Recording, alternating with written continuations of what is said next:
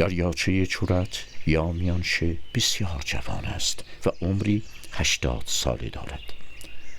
این دریاچه در اثر رانش‌های طبیعی زمین به وجود آمده و با وجود کم سن و سال بودن آینه‌ای تمام قد از طبیعت جنگل‌های مازندران است.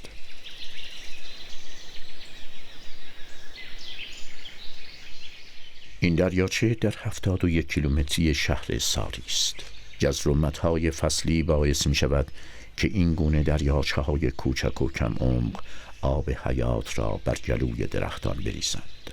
رسیدن به دریاچه‌هایی همچون چورت به دلیل کمبود جاده‌های مناسب بسیار سخت است و شاید همین امر راز ماندگاری این دریاچه هاست.